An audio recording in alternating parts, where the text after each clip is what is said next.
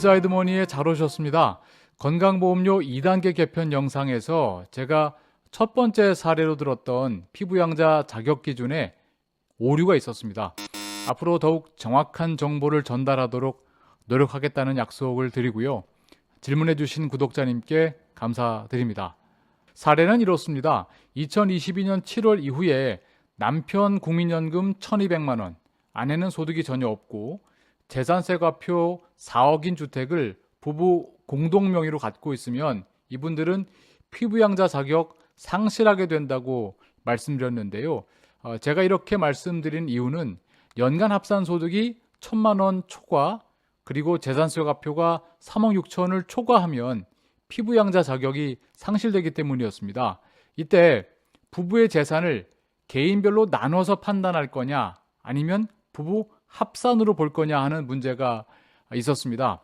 결론부터 말씀드리면 재산은 부부 개인별로 따진다입니다. 따라서 앞서 예시로 든 사례에서는 남편의 재산세 과표는 2억 원이라서 3억 6천 이하이기 때문에 연금소득이 1,200만 원이라도 여전히 피부양자 자격을 유지할 수 있겠습니다.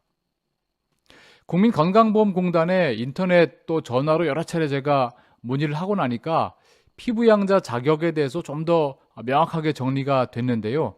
다만 건보공단 담당자분들도 워낙 다양한 변수가 있을 수 있는 사안이라 그런지 말씀하신 것 이외에 다른 요인이 없다면 이런 전제를 여러 차례 반복하시더군요.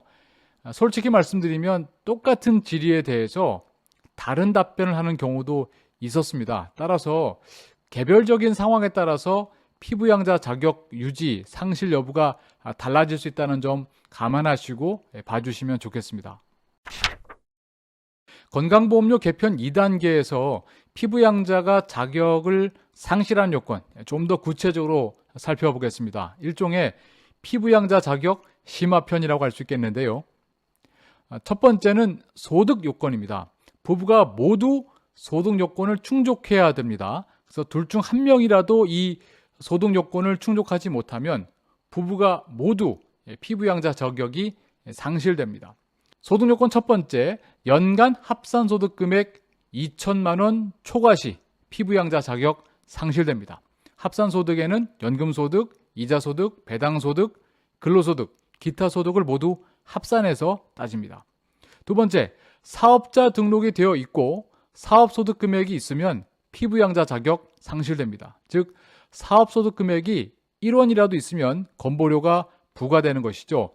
아마 대부분의 자영업자분들이 여기에 해당되실 겁니다. 세 번째는 프리랜서나 보험설계사처럼 사업자 등록이 없는 개인사업자, 이분들은 연간 사업소득 금액 500만 원을 초과하면 피부양자 자격 상실됩니다. 그런데 여기서 주의하실 부분이 있습니다. 주택 임대소득인데요. 주택 임대소득이 있지만 세무서와 지자체 양쪽에 임대 등록을 안 하셨거나 어느 한쪽만 하신 분이라면 연간 임대소득으로 400만 원을 초과하면 피부양자 자격이 상실됩니다. 즉 월세로 한 달에 33만 3천 원보다 더 받는 전업주부라면 지역가입자가 되셔서 건보료를 따로 내셔야 되는 거죠. 두 번째는 재산 요건입니다. 재산 요건은 부부의 경우 개인별로 봅니다.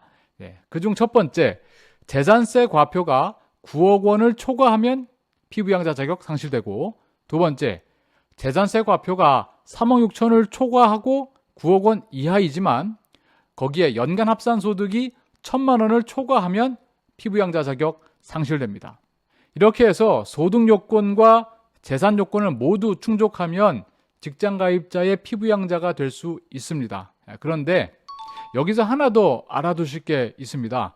저도 이번에 건보공단에 문의하는 과정에서 알게 된 것인데요.